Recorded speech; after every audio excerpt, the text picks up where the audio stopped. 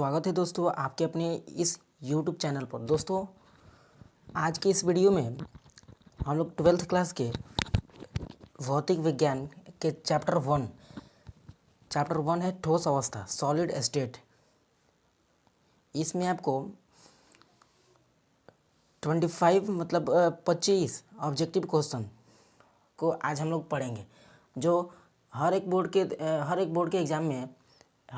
के एग्ज़ाम के दृष्टिकोण से बहुत ही महत्वपूर्ण है।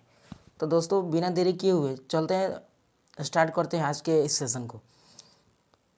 तो फर्स्ट क्वेश्चन है कि जर्मेनियम में आर्सेनिक मिलाना कहलाता है। कहने का मतलब कि जब जर्मेनियम का संकेत Ge होता है, जर्मेनियम में आर्सेनिक का होता है As। जर्मेनियम में आर्सेनिक को जब मिला दिया जाता है तो इस प्रोसेस को क्या बोला जाता है? एक में कह रहा ऑक्सीकारक है ना, बी में कह रहा अवकारक, और सी में कह रहा डोपिंग, और डी में मिश्रण।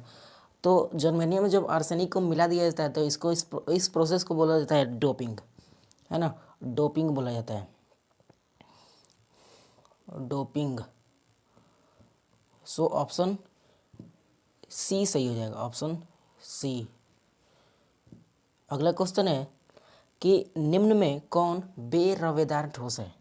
बेरवेदार ठोस का मतलब कि उसका कोई मतलब रवा क्रिस्टल जो है ना निश्चित नहीं होता है ना, जैसे तोड़ेंगे वैसे ही वो टूट जाएगा, मतलब उसका कोई निश्चित एरिया नहीं बनता है, समझ रहे ना। तो इस तरह का जो ठोस होता है ना क्रिस्टल, वह आपका होता है क्वार्टर्ज, कांच, यानी ऑप्शन ए सही हो जाएगा। अगला क्वेश्चन है कि ब्रेवेज जालकों की संख्या कितनी होती है? तो याद रखिएगा, मतलब एग्जाम की दृष्टि से ये बहुत ही महत्वपूर्ण क्वेश्चन है।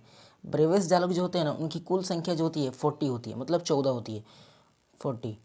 सो ऑप्शन सी करेक्ट हो जाएगा, ऑप्शन सी। अगला क्वेश्चन है कि पी टाइप अर्धचालक में आवेश वाहक क्या होते हैं? तो पी टाइप का मतलब पॉजिटिव टाइप होता है, पॉजिटिव टाइप होता है। पी टाइप का मतलब पॉजिटिव टाइप होता है। तो कहने का मतलब कि पॉजिटिव मतलब होता है प्लस, है ना। तो ऑप्शन में दिया इलेक्ट्रॉन, छिद्र और दोनों, या न्यूट्रॉन होता है। तो इलेक्ट्रॉन पर जो होता है माइनस चार्ज होता है, तो यह एन टाइप के लिए लागू होता है। एन मतलब होता है निगेटिव, है ना, एन टाइप के लिए होता है। और पी टाइप का मतलब पॉजिटिव होता है, मतलब प्लस। तो ये जो होते हैं ना पी टाइप अर्धचालक में आवेश वाहक, यह न तो न्यूट्रॉन होते हैं और न ही इलेक्ट्रॉन होते हैं। इसमें छिद्र होता है, और छिद्र जो होता है ना वह पॉजिटिव होता है, मतलब प्लस होता है, इसलिए इसको पी टाइप अर्धचालक बोला जाता है। सो ऑप्शन के अकॉर्डिंग होगा ऑप्शन बी सही हो जाएगा, छिद्र होगा। अगर एन टाइप की बात करेगा तो एन टाइप का मतलब निगेटिव टाइप, है ना। तो निगेटिव पार्टिकल्स कौन सा होता है? इलेक्ट्रॉन होता है। तो एन टाइप पार्टिकल्स में जो आवेश वाहक होंगे वह इलेक्ट्रॉन होंगे, और इलेक्ट्रॉन पर माइनस चार्ज होता है, तो उसके अकॉर्डिंग मतलब एन टाइप के अकॉर्डिंग इलेक्ट्रॉन सही हो जाता है ना। लेकिन पी टाइप को रहा है तो पी टाइप के अकॉर्डिंग क्या होगा? छिद्र होगा। अगला क्वेश्चन है कि इनमें कौन विषम दैशिकता दर्शाता है? विषम दैशिकता, तो ये वेरियम क्लोराइड जो होता है ना BaCl, ये होता है BaCl, वेरियम क्लोराइड, यही जो होता है ना मतलब यौगिक है एक तरह का, वेरियम और क्लोरीन के मिक्सचर से बना होता है। तो ये जो होता है ना विषम दैशिकता को दर्शाता है, ये BaCl, वेरियम क्लोराइड। सो ऑप्शन के अकॉर्डिंग ऑप्शन सी सही हो जाएगा। आशा करता हूँ दोस्तों समझ में आ रहा होगा। अगला क्वेश्चन है कि यदि बैंड गैप 0.7 इलेक्ट्रोवोल्ट हो तो वह जो गैप होगा, कहने का मतलब कि दो इलेक्ट्रॉनों के बीच, मतलब दो पदार्थों के बीच, दो तत्वों के बीच जो गैप होता है ना उसको बैंड गैप बोला जाता है। सपोज कीजिए ये दो तत्व है ना, इसके बीच जो गैप है ना इसको बैंड गैप बोला जाता है। तो ये कह रहा है कि यदि बैंड गैप 0.75 इलेक्ट्रोवोल्ट हो, 0.7 इलेक्ट्रोवोल्ट का है ना, 0.7 EV का है, EV का मतलब इलेक्ट्रोवोल्ट होता है। तो ये पदार्थ क्या होगा? कह रहा है कि अर्धचालक होगा कि अतिचालक होगा कि विद्युत रोधी होगा या कुचालक होगा। तो अर्धचालक का मतलब ना कि उस तत्व से विद्युत धारा का बहुत कम मात्रा में क्या हो रहा है? प्रवाह हो रहा है, धीरे धीरे, मतलब स्लो मात्रा में, है ना। और अतिचालक का मतलब भी बहुत तीव्र गति से उसमें धारा का प्रवाह होता है। और विद्युत रोधी मतलब उसमें थोड़ा सा भी धारा का प्रवाह नहीं होता। और कुचालक का मतलब यही होता है। सो ऑप्शन के अकॉर्डिंग ऑप्शन ए हो जाएगा। तो बैंड गैप अगर दो तत्वों के बीच 0.7 इलेक्ट्रॉन वोल्ट होगा तो उसमें जो धारा होगा ना, विद्युत धारा का मान बहुत कम मात्रा में जाएगा, यानी वह एक तरह सेमीकंडक्टर का काम करेगा। कहने का मतलब कि अर्धचालक की तरह काम करेगा। नेक्स्ट क्वेश्चन है कि किस धातु की समन्वय संख्या 8 होती है। तो समन्वय संख्या का मतलब ना कि इस तरह से जो घिरे रहते हैं, जैसे देख सकते हैं आप, ये मान लेते हैं एक तरह का कोई क्रिस्टल है, ये वाला ऐसे। तो ये जो पार्टिकल्स है ये वाला, ये कितने और परमाणुओं से मिलकर संपर्क में आ सकता है। ये सबके मतलब इसके भी संपर्क में आ सकता है, इसके भी, इसके मतलब इस सबके संपर्क में आ सकता है, लेकिन इस वाले के संपर्क में और इस वाले के संपर्क में नहीं आ सकता है। तो ये जो है ना, ये एक तरह के समन्वय है। मतलब कहने का मतलब कि जितने तत्व इसके संपर्क में आ जाएंगे इसके, वो सबके सब क्या होंगे, समन्वय संख्या होंगे। तो ये सोडियम ही एक तरह मतलब ऐसा धातु होता है जिसकी समन्वय संख्या 8 होती है। जैसे इसमें देख सकते हैं 1 2 3 4 5 6 7, ये 7, इसको 7 को एलिमेंट को क्या कर स्पर्श कर दे रहा है। तो इसका मतलब इस तत्व की जो समन्वय संख्या होगी ना वह 7 होगी। लेकिन सोडियम में ऐसा नहीं होता है, सोडियम का जो समन्वय संख्या होता है उसको 7 होता है, क्योंकि सोडियम को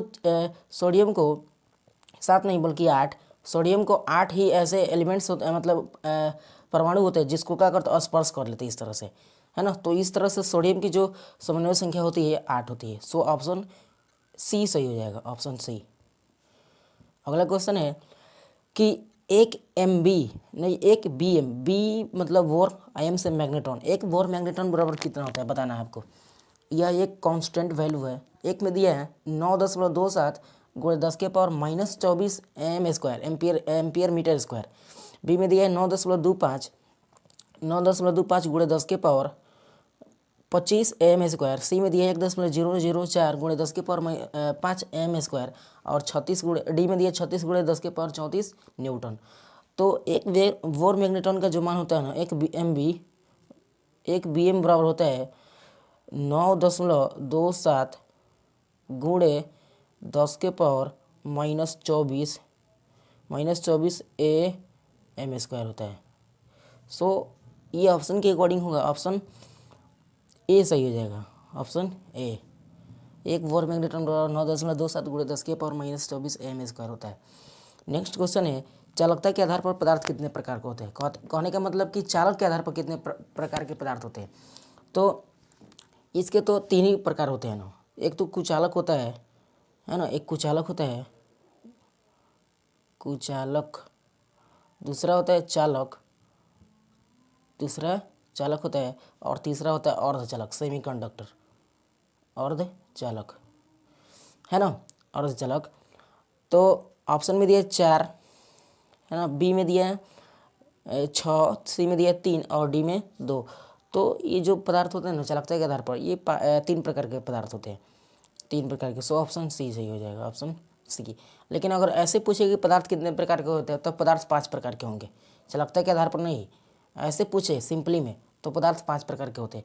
वे पदार्थ होते हैं ठोस, है ना, ठोस होते हैं, द्रव होते हैं, है ना, गैस होते हैं, ठोस द्रव गैस, और एक हमारा होता है BEC मतलब बोस आइंस्टाइन कंडेंसेट। और पांचवा जो होता है प्लाज्मा होता है, प्लाज्मा, है ना। ये 5 प्रकार के पदार्थ होते हैं, प्लाज्मा। तो अब आशा करता हूँ दोस्तों समझ गए होंगे। यदि वीडियो पसंद आ रहा हो तो चैनल को सब्सक्राइब करें, वीडियो को लाइक करें और अपने दोस्तों के पास शेयर करें। नेक्स्ट क्वेश्चन है NaCl का जालक होता है। सोडियम क्लोराइड का जो जालक होता है वह अष्टफलकीय होता है। चूँकि सोडियम कहने का मतलब कि सोडियम क्लोराइड का जो जालक होता है, वो अष्टफलकीय होता है। तो अष्टफलकीय होने का मतलब कि वह जो होता है ना 8 फलकों से मिलकर घिरा होता है। जैसा अभी पीछे थोड़ा सा बताया था कि मान लेते सोडियम है तो ये इसके किनारे ना 8 तरह, इस तरह से 8 को फलक होंगे, है ना। तो ये जो होगा ना, मतलब कि सोडियम का जो जालक होगा, सोडियम क्लोराइड का, यह अष्टफलकीय होगा, चूँकि यह 8 फलकों से मिलकर बना होगा, है ना। सो ऑप्शन के अकॉर्डिंग ऑप्शन बी सही हो जाएगा, अष्टफलकीय। अगला क्वेश्चन है ट्रांजिस्टर बनाने में किसका उपयोग किया जाता है। ट्रांजिस्टर ये आपको पढ़ना है ना। तो ट्रांजिस्टर बनाने में सिलिकॉन का उपयोग किया जाता है, सिलिकॉन, नहीं जर्मेनियम और कॉपर भी नहीं, सोडियम भी नहीं। सो ऑप्शन ए हो जाएगा सही। अब ज़्यादा डिस्कस नहीं करेंगे ट्रांजिस्टर क्या है, हालांकि ट्रांजिस्टर के प्रकार भी होते हैं, है ना। तो हम लोग ऑब्जेक्टिव क्वेश्चन के माध्यम से देखते हैं, आपको पढ़ना भी है इसमें, है ना। चलिए देखते हैं आगे। क्वेश्चन नंबर 12 है कि FCC जालक में कितने परमाणु होते हैं। FCC का मतलब होता है, FCC का मतलब होता है फेस, F मतलब face, centre, face cubic centre होता है, फेस क्यूबिक सेंटर कहने का मतलब फलक केंद्रित घन आकार होता है, ऐसे होता है कुछ, है ना। तो कह रहा है कि इसमें जो परमाणु होते हैं ना कितने होते हैं। तो face centre, face cube centre में जो जालकों की संख्या होती है वह 4 होती है। कितनी होती है, तो 4 होती है। ऑप्शन डी करेक्ट हो जाएगा, ऑप्शन डी। अगला क्वेश्चन है C6H6 कैसा पदार्थ है। तो ये जो C6 होता है ना, ये C6H6 यह बेंजीन का सूत्र होता है, बेंजीन। तो ये जो होता है ना प्रतिचुंबकीय होता है ना, बेंजीन प्रतिचुंबकीय होता है। सो ऑप्शन बी सही होगा, बेंजीन प्रतिचुंबकीय होता है। अगला क्वेश्चन है कि एक क्रिस्टल जालक में कितने प्रकार के क्रिस्टल जालक संभव है। कह रहा है कि एक वो क्रिस्टल मान लेते हैं ऐसे कोई रहेगा, तो इसमें लगभग कितने जालक संभव रहेंगे। तो इसमें मैक्सिमम मतलब लगभग 14 क्रिस्टल जालक ही रह सकते हैं, इससे ज़्यादा नहीं रह सकते हैं। सो ऑप्शन बी सही हो जाएगा, 14। अगला क्वेश्चन है कि फ्रैंकल दोष और शॉर्टकी दोष होते हैं। पूछ रहा है क्वेश्चन कि फ्रैंकल दोष और शॉर्टकी दोष किस में होते हैं।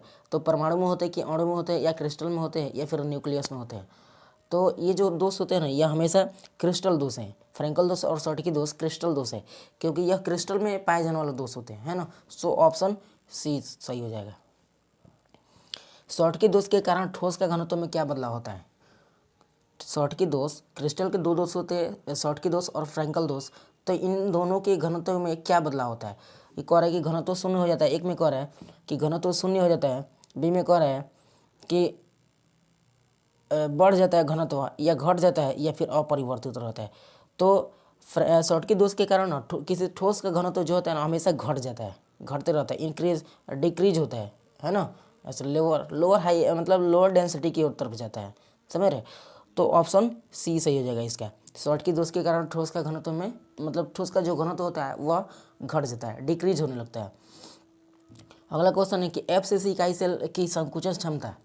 FCC का मतलब बता दिए कि फेस, F से होता है फेस, C से सेंटर और C से क्यूब, फेस सेंटर क्यूब कहने का मतलब फलक केंद्रित घनाकार इकाई सेल, ये एक तरह से सेल होता है ना। तो कह रहे थे FCC में इकाई सेल की संकुचन क्षमता यानी मोल फ्रैक्शन कितनी होती है। तो ये जो होता है ना संकुचन क्षमता, यह आपका 74% होता है, 74% होता है, 44% होता है। सो ऑप्शन बी सही हो जाएगा, ऑप्शन बी। अगला क्वेश्चन है कि CaCl3 की क्रिस्टल संरचना होती है।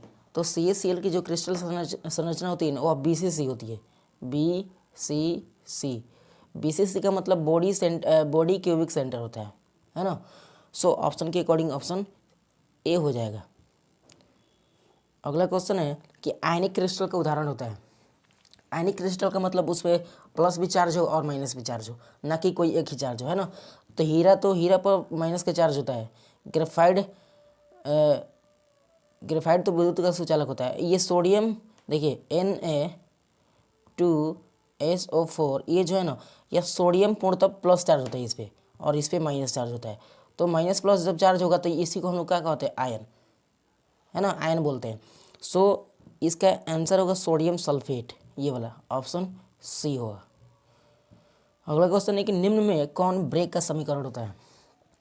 ब्रेक का समीकरण एक में दिया है कि ई के बराबर, ये दिया ई के बराबर mgh। तो ये जो फॉर्मूला होता है ना यह गतिज स्थितिज ऊर्जा के लिए फॉर्मूला होता है, ई के बराबर mgh, है ना। एस बराबर ut प्लस 1/2 है बी वाला, ये होता है दूरी निकालने के लिए, विस्थापन निकालने के लिए फॉर्मूला होता है। और सी में कर रहा है दोनों, जो कि दोनों ही है। सो इस क्वेश्चन के आंसर होगा ऑप्शन डी, इनमें से कोई नहीं। तो आखिर ब्रेक का जो समीकरण होता है वह होता है एन लेमडा, देखिए बता रहे हैं n lambda equal to 2d sine theta, ये होता है ब्रेक का समीकरण। N lambda is equal to 2d sine theta. अगला क्वेश्चन है कि इकाई सेल के प्रकार कितने होते हैं। इकाई सेल के 3 प्रकार होते हैं। देखिए, एक होता है BCC है ना, BCC, दूसरा होता है FCC, और तीसरा होता है SCC होता है। ये 3 प्रकार के होते हैं। सो ऑप्शन सी सही हो जाएगा। सी आ रहा है, सी सही हो गया है ना। केंद्रीय परमाणु की समन्वय संख्या कितनी होती है? तो केंद्रीय परमाणु की जो समन्वय संख्या होती है वह 8 होती है, 8। इसमें कोई एक्सप्लेन करने वाला बात ही नहीं है ना। केंद्रीय परमाणु की समन्वय संख्या 8 होती है। सो ऑप्शन ए सही होगा। अगला क्वेश्चन है कि क्रिस्टल अक्ष 6a 3b और 3c के मिलर निर्देशांक क्या होंगे। दोस्तों, आपको मिलर निर्देशांक के बारे में जरूर पता होगा। ये दो जो निर्देशांक होते हैं यह 3D ज्योमेट्रिक होते हैं, मतलब 3 अक्ष के लिए होते हैं, एक्स और वाई और जेड। तो ये 6 जो है 6a यह एक्स के लिए होता है ना। 3b जो होता है यह वाई के लिए होता है, और 3c जो है ये वाला सी या जेड के लिए होता है, 3c। तो ये कह रहा है कि मिलर निर्देशांक ज्ञात करना है ना। तो आइए देखते हैं। ये जितने भी दिया है ना, इसमें 6a 3a और 3c लिख देते हैं इसको एक बार। 6a है ना, 3b और 3c दिया है। तो कर देगा कि इसका एक बार इन्वर्स निकालते हैं। इन्वर्स का मतलब होता है उल्टा। तो 1/6a का उल्टा क्या होगा, मतलब 6a का उल्टा होगा 1/6a है ना, कॉमा 3b का उल्टा होगा 1/3b, कॉमा 3c का उल्टा होगा 1/3c। अब देखिए c होगा है ना। अब आगे देखिए 1/3 नहीं 1/6 मिला था इसमें। देखिए 1/6a जो मिला था, इसी तरह 1/3b मिला था, और लास्ट वाला 1/3c। अब इस सब में ना 6 से गुणा करते हैं, समझ रहे, 6 से। चूँकि 3 गो XYZ होते हैं, और 3 में 2 से, तीनों का 2 कोऑर्डिनेट होता है, तो 3 दूना 6, इसलिए 3 से इसमें 6 से गुणा करते हैं। तो ये हो जाएगा 1/6 ए है तो ए गुणे, इसमें 6 से गुणा करेंगे तो 6 से 6 कट जाएगा, 1 मिलेगा है ना। उसी तरह इसमें 3 से 1/3 है, इसमें 6 से गुणा करेंगे तो 3 दूना 6, तीसरा है 1/3, तो इसमें भी 2 मिलेगा, इसमें भी 2 मिलेगा। तो आगे देखिए, अब पहले वाला में 1 मिला था, दूसरा में 2 मिला था, और तीसरा में कितना 2 मिला था। तो 1 2 2, देखिएगा ऑप्शन किस में है, 1 इसमें दिया है, 1 2 2, ये ऑप्शन बी में है। सो ऑप्शन बी सही हो जाएगा। मिलर निर्देशांक निकालने का मतलब होता है कि जितना भी दिया है ना उसका एक बार इन्वर्स निकालेंगे उल्टा, और फिर इसमें से 6 से मल्टीप्लाई कर देंगे, गुणा कर देंगे। उसके बाद जो कटने के बाद जो मिलेगा वही आपका क्या होगा, मिलर निर्देशांक होगा। अगला क्वेश्चन है अक्रिस्टलीय ठोस का उदाहरण कौन है। अक्रिस्टलीय का मतलब जिसका क्रिस्टल जो होता है ना, उसका फेस, उसकी फेस जो होती है ना, मतलब उसका संरचना क्या बोलते हैं उसको, निश्चित नहीं होता है ना। तो कांच को अगर तोड़ते हैं तो जहाँ से तोड़ेंगे उसका क्रिस्टल जैसे ही हो रहेगा वैसे ही टूट ही जाएगा है ना। ऐसे नहीं कि निश्चित दिशा में तोड़ेंगे तो निश्चित नहीं टूटेगा है ना, एक बार पटक देंगे तो जहाँ से उनका वहीं से टूट जाएगा। सेम रबड़ को ऐसे काटेंगे तो या तो वो टेढ़ा कटेगा, नहीं तो सीधा कटेगा है ना, तो दोनों में से कोई कटेगा। तो कहने का मतलब कि कांच और रबड़ का जो क्रिस्टल है वह निश्चित नहीं हो रहा है। सो ऑप्शन सी सही हो जाएगा, ऑप्शन सी दोनों होगा। 25 नंबर और लास्ट क्वेश्चन, लास्ट नहीं 26 नंबर लास्ट क्वेश्चन है ना। देखिए आगे ये कह रहा है कि क्रिस्टल के समतल सतह कहलाते हैं। क्रिस्टल का जो समतल सतह होता है वह फलक कहलाता है और पृष्ठ कहलाता है। ये दोनों ऑप्शन सही होंगे है ना, फलक या पृष्ठ। तो ऑप्शन ए और बी दोनों सही हो जाएगा। अगला क्वेश्चन है, ये लास्ट क्वेश्चन है ना, 26 नंबर। क्रिस्टल में उत्पन्न दोष के प्रकार कितने होते हैं। तो अभी थोड़ा देर पहले बताया कि क्रिस्टल में जो दोष उत्पन्न होते हैं वह 2 प्रकार के होते हैं। एक होता है शॉर्टकी दोष और एक फ्रैंकल दोष होता है, शॉर्टकी दोष और फ्रैंकल दोष। सो ऑप्शन डी सही हो जाएगा, ऑप्शन डी सभी। आशा करता हूँ दोस्तों समझ में आया होगा। यदि आपको इस वीडियो मतलब इस चैनल पर पहले बार आए हैं तो इस चैनल को सब्सक्राइब करें, वीडियो को लाइक करें और अपने दोस्तों के पास शेयर करें। आगे भी इस तरह की वीडियो आपको मिलती ही रहेगी। So thanks for watching the videos.